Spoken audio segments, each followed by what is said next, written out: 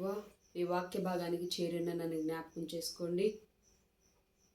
పరిశుద్ధాత్మ దేవుని అన్యోన్య సహవాసం తెలిత వాక్యాన్ని విభజించగలిగిన కృపను దయచేయమని, మా మట్టి జ్ఞానాన్ని మరుగు చేసి నీ కృప కలిగిన జ్ఞానంతో మమ్మల్ని నడిపించమని యేసు నామాన ప్రార్థనడికి వేడుకొనుచున్నాను పరమ తండ్రి, ఆమేన్. కూడి వచ్చిన ఆత్మీయ స్నేహితులకు యేసుక్రీస్తు వారి పరిశుద్ధమైన నామాన వందనములు చెల్లిస్తున్నాను. అవకాశం ఇచ్చిన తండ్రి అయిన దేవునికి యేసుక్రీస్తు ద్వారా మహిమ ఘనత ప్రభావాలు యుగములు చెల్లిస్తూ వాక్య భాగంలోనికి వెళదాము. ఇవాళ వాక్య భాగం మనం చూచుకున్నట్లయితే మరణం గురించి బైబిల్ సంక్షిప్త వివరణ ఏమిస్తుందో మనం చూడగలుగుతున్నాము. మరణం అంటే ఏంటి, దాన్ని బైబిల్ ఏమని ఉచ్చరించింది, అసలు దేవుడు మరణాన్ని ఎందుకు తీసుకొచ్చారు, దాన్ని తప్పించుకునే శక్తి మనిషికి ఉందా, ఒకవేళ తప్పించుకోలేని పరిస్థితి అయితే మనం దాన్ని మరణ శాసనాన్ని తప్పించుకునే ఒక మార్గం కూడా దేవుడు చెప్తున్నాడు బైబిల్లో. ఒక మరణాన్ని ముందుకు వేసి మన దినాలను పెంచుకునే ఆయుష్కాలాన్ని పెంచుకునే మార్గాలు ఏమైనా బైబిల్లో ఉన్నాయని మనం ఆలోచిస్తే ఖచ్చితంగా ఉన్నట్లుగానే కనబడుతున్నాయి. మరి ఈ మరణం అన్నది ఎందుకు భూమి మీదకి వచ్చింది? దేవుడు తన స్వరూపమందు మన్ను చేత మనిషిని సృష్టించాడని వాక్యం చెప్తుంది. మట్టి చేత చేయబడిన మనిషి పాపంలో పడినప్పుడు, అంటే అవ్వమ్మ పండు తిని తర్వాత ఆదాముకి ఇచ్చిన తర్వాత దేవుడు ఆదాముని శపించినప్పుడు నీ నేల పంట ఇక నీకు పండదు అని చెప్తున్నాడు. నీ నేల పంట విషయంలో నేను ఇక సారాన్ని ఇవ్వను, పంట పండదని చెప్తూ ఇక ఆదికాండం 3:19 నీవు మన్నే గనుక తిరిగి మన్నైపోదువు అన్నాడు. అక్కడ మరణం వచ్చినట్లుగా మనం చూస్తున్నాము. కానీ ఈ మరణం అన్నది పాత నిబంధనలో అనేకులకు 900 సంవత్సరాలు, మెతుషెల గారు బైబిల్లో ఎక్కువగా బ్రతికిన వ్యక్తిగా మనం వాక్యంలో చూస్తున్నాము. ఇక 800, 700, 600 అలా 1000 సంవత్సరాలు బ్రతికినట్లుగా ఆయుష్కాలం ప్రారంభంలో మనం చూస్తున్నాం. కానీ రాను రాను ఎందుకు ఆయుష్కాలం తగ్గిపోతుంది, మనిషి ఎందుకు ఆయుష్కాలాన్ని తగ్గించుకుంటున్నాడు? ఇది దేవుని ఉద్దేశమా, లేకపోతే మనిషి యొక్క అవిధేయతను బట్టి కలుగుతున్న ప్రతిఫలం అన్నది మనం ఆలోచించినట్లయితే ఈ రాత్రి కాలాన ఖచ్చితంగా చెప్పవచ్చు, మనిషి చేసే పాపాలకి దేవుడు ఇస్తున్న శాస్తి. ఎందుకంటే దేవుడు అంటున్నాడు, నేను నరులతో వాదించును, వారి ఆయుష్కాలం 120 సంవత్సరాలు అన్నాడు. ఇక కీర్తన గ్రంథం వచ్చేసరికి మనిషి ఆయుష్కాలము 70 లేకపోతే 80 సంవత్సరాలు అధిక బలం ఉంటే అన్నాడు. ఎందుకంటే మనిషిని ఎక్కడ దెబ్బ కొడితే మనిషి లొంగుతాడన్నది దేవునికి అర్థమైంది. ఎందుకంటే ఫలించని ప్రతి చెట్టు నరికి వేయబడి అగ్నిలో పారవేయబడినని యోహాను రాసిన సువార్త 15వ అధ్యాయము మొదటి 3-4 వచనాల్లో మనం చూడగలుగుతున్నాము. ఏ చెట్టు అయితే ఫలించదో, ఫలింపంటే ఆత్మఫలాలు ఫలించాలి. ఒక క్రైస్తవులుగా కానీ ఈ లోకంలో మానవ జన్మ ధరించిన ప్రతి ఒక్కళ్ళు క్రీస్తుని ధరించాలి. రెండవదిగా ఆత్మఫలాలు ఫలించే వారిగా మనం ఉండాలి. ఒకవేళ ఫలించని వారిగా ఉంటే అసలు మనం ఎందుకు పుట్టామో, ఎందుకు వచ్చామో, ఎందుకు బ్రతకాలో అన్న అర్థం కూడా తెలియక బ్రతికితే దేవుడు నీవు పనికి మాలిన వాడవు గనుక నీ కొరకు సమాధి సిద్ధం చేయబడి ఉన్నదని వాక్యంలో మాట్లాడుతున్నారు. పనికి మాలిన వారి కొరకు తండ్రి సిద్ధపరిచేది సమాధి అంట. మనం ఒకవేళ పనికి మాలిన వారిగా ఉంటున్నామేమో, ప్రభు దృష్టిలో అయోగ్యులుగా కనబడుతున్నామేమో, మనం ఒకవేళ ఈ లోకానుసారంగా ధనవంతుడు ఎలా బ్రతికాడో లాజరు వలె దేవుని వైపు మళ్ళక తన ఇష్టాలు నెరవేర్చుకునే ధనవంతుడిలా మనం ఉంటే ఖచ్చితంగా మరణశాసనం రాస్తానని ప్రభు వాక్యంలో చెప్తున్నారు. ఒకప్పుడు నిండు వృద్ధులు గుమ్మంలో కూర్చునేవారు. ఎందుకంటే వారిలో ధర్మం ఉండేది, నీతి ఉండేది, పవిత్రత ఉండేది, పరిశుద్ధత ఉండేది. దేవుని నమ్ముకుని పవిత్రంగా బ్రతకాలని ఒక ధర్మకార్యాలు వారు ఎత్తి ఉండేవి. కానీ రాను రాను వృద్ధులు అనే మాట చాలా వరకు తగ్గిపోయింది. యవ్వన దశలోనే 30, 40, 50, 60 సంవత్సరాలలోనే హఠాత్తుగా చావులు వస్తున్నాయి. ఒక వ్యక్తి మంచం మీద కాయలా పడ్డాడంటే దేవుడు గడువిస్తున్నాడని అర్థము. మంచం మీద పడిన ప్రతి వ్యక్తి దేవుడు అవకాశం ఇస్తాడు ఆ వ్యక్తి మారాలని. ఆ మంచం మీద పడినప్పుడు దర్శించడానికి వచ్చిన ప్రతి వ్యక్తి చేత ఎవరో ఒకరి చేత దేవుడు వాక్యాన్ని మాట్లాడించి ఆయన తన తప్పు తెలుసుకుని నిత్య రాజ్యానికి వారసుడు అయ్యేలాగా హెచ్చరిస్తాడు. కానీ ఇప్పుడు అలాంటి అవకాశాలు లేవు. ఎందుకంటే మనుషులు హఠాత్తుగా చనిపోతున్నారు. వారి ఫలము, ఎందుకంటే ఎన్నిసార్లు గద్దించిన లోబడిన వాడు తిరుగు లేకుండా హఠాత్తుగా చనిపోతాడని వాక్యం హెచ్చరిస్తుంది. కనుక ప్రియ స్నేహితుడా, మన జీవితంలో నీతి లేకపోతే, పవిత్రత లేకపోతే, మనం ప్రభువుని నమ్ముకొని ఇంకా అపరిశుద్ధతలో కానీ ఉంటే ఒకరోజు జీవం గల దేవుని చేతిలో పడడం మాత్రము ఖాయమని వాక్యం చెప్తుంది. ఇక నిండు వృద్ధాప్యం దాకా మనం బ్రతకాలి అంటే, మనకి ఆయుష్కాలం కావాలి అంటే మనం కలిగి ఉండవలసింది ఏంటి తెలుసా? పవిత్రమైన జీవితాన్ని, ఆజ్ఞలు అనుసరించే భక్తిని, ఎల్లప్పుడూ దేవుని ఎడల కృతజ్ఞత కలిగిన జీవితాన్ని మనం కలిగి ఉంటే మాత్రం ఆయుష్కాలం పెరుగుతుందని వాక్యం చెప్తుంది. ఇక ప్రసంగి గ్రంథం 7వ అధ్యాయం 17వ వచనంలో చూచుకున్నట్లయితే ఇక్కడ ప్రభు ఒక మాట చెప్తున్నారు. యవ్వన దశలో చనిపోవడానికి కారణాన్ని ప్రభు చాలా సంక్షిప్తంగా వివరిస్తున్నారు. యవ్వన కాలంలో ఎందుకు చనిపోతున్నారు అని దేవుడు సంక్షిప్తంగా వివరిస్తున్నారు.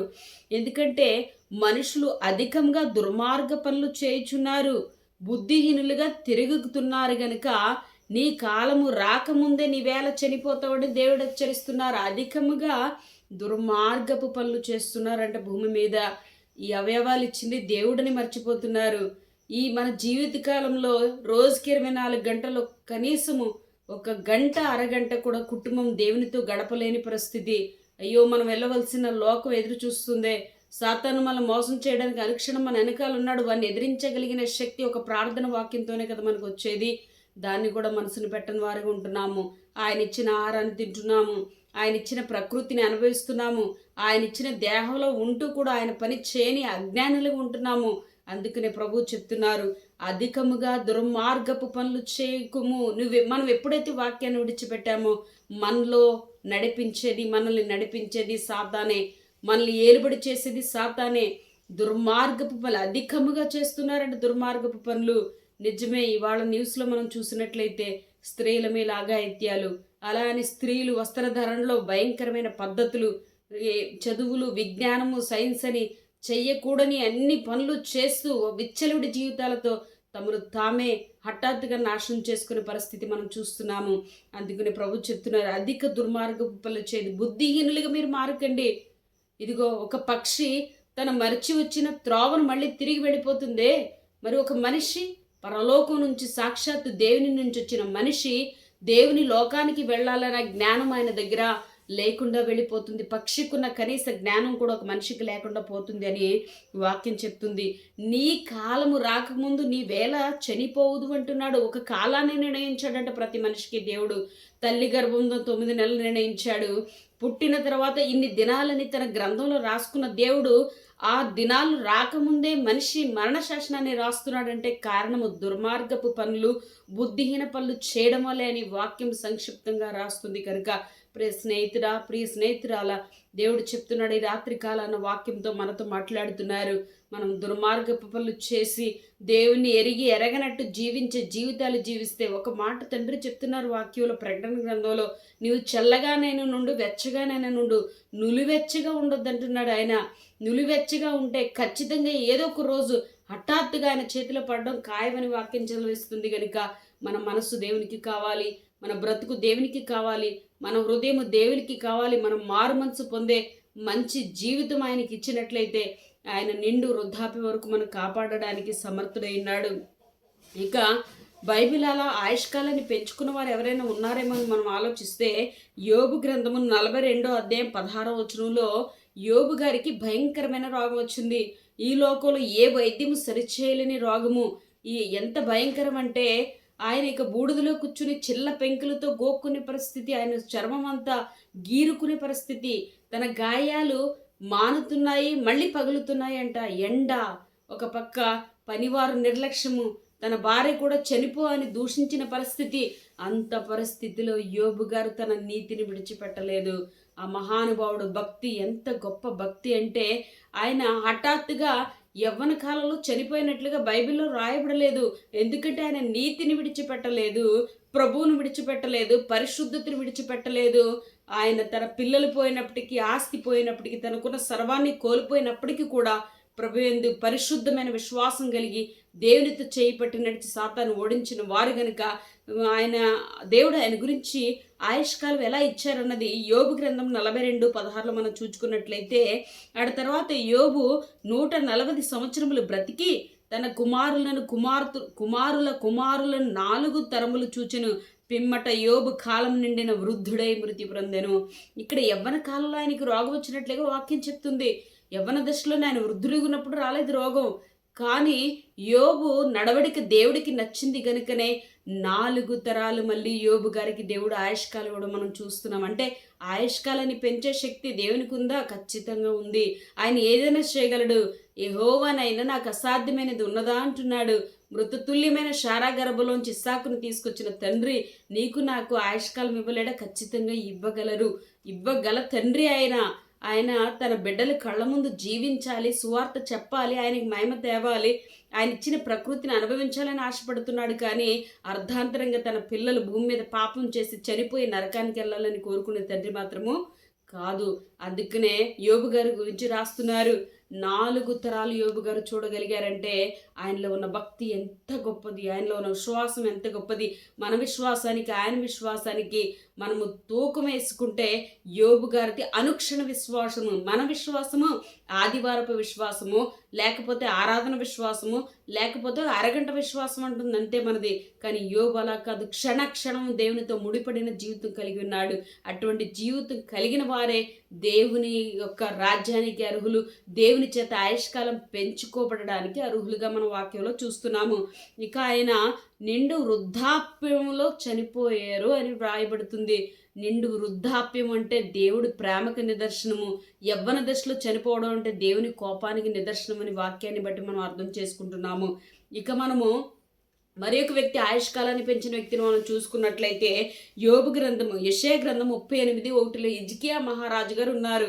ఈయనకి కూడా మరణకరమైన రోగం వచ్చింది, గడ్డ వచ్చింది ఈయనకి. హిజ్కియా గారు కూడా రాజు అంటే వైద్యులను పట్టుకోవాల్సింది, కానీ ఆయన వైద్యులను పట్టుకోలేదు. ఎందుకంటే యోబు గారు వాక్యంలో అంటున్నారు, ఈ లోకపు వైద్యులు పనికి మాలిన వారు. వాళ్ళు చేసే వైద్యము ఒక డాక్టర్ హాస్పిటల్ ఎంట్రన్స్లో బోర్డు పెడుతున్నారు ఏమనంటే వైద్యం చేయటం మా పని, బాగు చేయటం దేవుడి పని అని. వైద్యులు కూడా మనలాంటి రక్తమాంసాలు కలిగిన వారే. కానీ ఇక్కడ హిజ్కియా గారు నిజమైన దేవుని మీద ఆధారపడడం నేర్చుకున్నాడు. ఆయన రోగం వచ్చినంటే మహారాజుగా తగ్గించుకుని దిగి గోడ తట్టు తిరిగి కన్నీడు విడిచెను. ఏ అధికారం దేవుని ముందు నడదు. ఎంతటి అధికారమైన భూమి మీద చూపించగలమేమో కానీ సర్వేశ్వరుడైన యెహోవా సైన్యములకు అధిపతైన దేవుని ముందు ఎవరి అధికారాలు నడవు. ఎందుకంటే ఆయన సమస్తమును చేయగలడు, మార్చగలడు, సమస్తాన్ని నడిపించగలడు, సమస్తాన్ని కొట్టివేయగలడు, సమస్తాన్ని బాగు చేయగల దేవుడు కనుక హిజ్కియా గారికి అర్థమైంది. వైద్యానికి మించిన పరమ వైద్యుడు దేవుడు అన్నాడు. ఆయన గాయం చేయను, ఆయన చేతులు స్వస్థపరచునని వాక్యం చెప్తుంది కనుక హిజ్కియా గారి విశ్వాసం చాలా గొప్పది కనుక గోడ తట్టు తిరిగి రాజు కన్నీళ్లు గార్చాడండి. మహారాజు, దేశానికి రాజు అంటే ఆయన చేతిలో 100 వైద్యులు ఉంటారు, కోరుకున్నంత డబ్బు ఉంటుంది, సేవకులు ఉన్నారు, ఎన్నో విధాలుగా ఆయన బాగుపడడానికి ఎన్నో ఆరోగ్య సూత్రాలు కూడా పాటించవలసి వచ్చు. కానీ ఆయనది కాదు, నన్ను సృష్టించిన దేవుడే నన్ను బాగు చేయగలడని ఎప్పుడైతే దేవుని మీద ఆధారపడ్డాడో దేవుడు సంతోషపడి 15 సంవత్సరాల ఆయుష్కాలాన్ని హిజ్కియా గారికి ఇచ్చినట్లుగా మనం చూస్తున్నాము. అంటే ఆయుష్కాలం పెంచుకునే శక్తి ఉందా అంటే మనిషికి ఖచ్చితంగా ఉంది. అది ఎప్పుడు వస్తుంది అంటే నువ్వు దేవుని దగ్గర లోబడి ఆయనతో ప్రతి నిత్యం సమ్మతిగా బ్రతికినప్పుడు నేను భూమి మీద ఉంచడానికి ఆయన సిద్ధపడతాడు. లేకపోతే ఖచ్చితంగా దేవుని కోపానికి బలవడం మాత్రము ఖాయమని వాక్యం చెప్తుంది. ఇక దేవుడు వాక్యంలో చెప్తున్నాడు, యోబు గ్రంథము 6వ అధ్యాయంలో చూసుకున్నట్లయితే ఇక్కడ కొన్ని వచనాల్లో ప్రభు మాట్లాడుతున్నారు. అసలు దేవుడు ఎలాంటి మరణం మనిషికి ఇవ్వాలనుకుంటున్నారంటే యోబు గ్రంథము 5వ అధ్యాయం 26వ వచనంలో వాటి కాలమున ధాన్యపు పనులు ఇల్లు చేరినట్లు పూర్ణ వయస్సు గల వాడేవి నీ సమాధికి చేరదువు. ఇక్కడ దేవుని ఉద్దేశం ఏంటంటే వాటి కాలమున ధాన్యపు పనులు ఇల్లు చేరినట్లు, దాన్ని మనము పొలంలో వేసినప్పుడు దాన్ని ఎప్పుడు కోస్తామంటే పూర్తిగా పైరు చేతికొచ్చి పంట పరిపక్వం అయినప్పుడు కోస్తాము. వాటి కాలంలో ధాన్యపు పళ్ళు నీ ఎలా ఇల్లు చేరతాయో నీవు నాలో ఉంటే పూర్ణ వయస్సు గలవాడవే నీవు సమాధికి చేరతావని ప్రభు చెప్తున్నారు. అట్టి మరణమే నాకు సంతోషం అంటున్నాడు తండ్రి. నువ్వు హఠాత్తుగా చనిపోవడం నాకు ఇష్టం లేదు, నువ్వు నీ కాలం రాకముందు చనిపోవడం నాకు ఇష్టం లేదంటున్నాడు.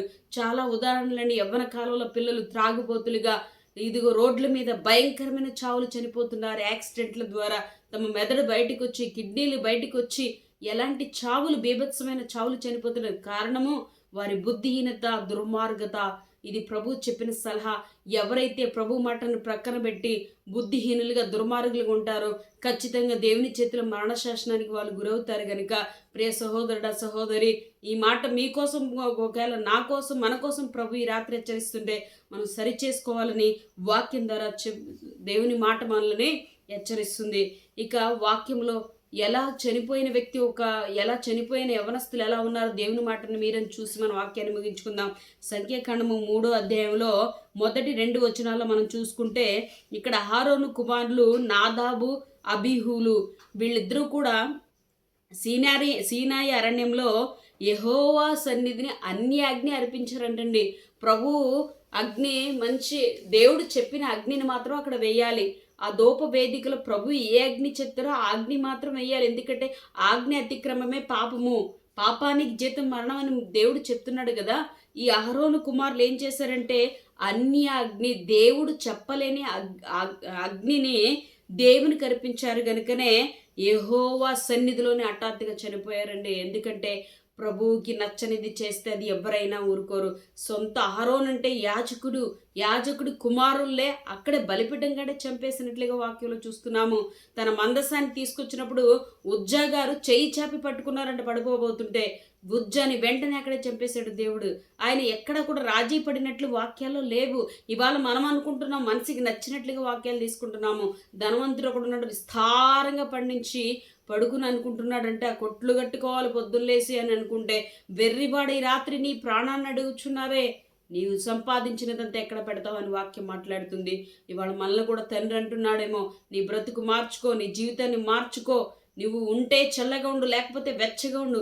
న్యాయష్కాల దినాలు దుర్మార్గతతో, బుద్ధిహీనతతో తగ్గించుకోద్దని ప్రభు చెప్తున్నారు. మనం నిండు జీవితం జీవించాలి. మనం అనేకులకు మార్గదర్శులుగా ఉండాలి. మనం మన కుటుంబాన్ని భక్తులు నడిపించుకునే వారిగా ఉండాలి. వేషధారణకి భారీ మూల్యం చెల్లించాలి. ప్రభు దగ్గర అవిధేయతకు భారీ మూల్యాన్ని మనం చెల్లించాలి.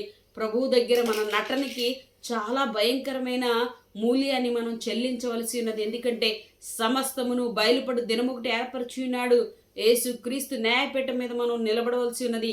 గనులు, రాజులు, అధికారులు, సామంతులు ఇవేమీ ఆయన దృష్టికి లెక్కలోనికి రావు. నీ పరిశుద్ధత, నీ ధర్మము, నీ మంచి క్రియలు, దేవుని ఆజ్ఞలు అనుసరించడమే ప్రభు దృష్టిలో గొప్పది. దానికి ఆయన ఆయుష్కాలాన్ని పెంచుతాడు. కానీ మన అధికారాలు, మన డబ్బు, మన అందచందాలు బట్టి ఆయన ఆయుష్కాలం ఇవ్వడని చెప్తూ మన ఆయుష్కాలాన్ని పెంచుకుంటూ ప్రతినిత్యము మనము, మన కుటుంబాలు ప్రభు చేయి పట్టుకుని నడుస్తూ ఆ నిత్య జీవం చేరే వరకు కూడా, పూర్ణ వృద్ధాప్యం వరకు మన దినాలను మనము పూర్తి చేసుకోవాలని, దేవుడికి, ఈ లోకంలో ఉన్న మనుషులకి కూడా మనము సంతోషం తెచ్చే మనుషులుగా, పిల్లలుగా జీవించాలని చెప్పి ఈ వాక్యాన్ని ఇంతటితో ముగిస్తున్నాను.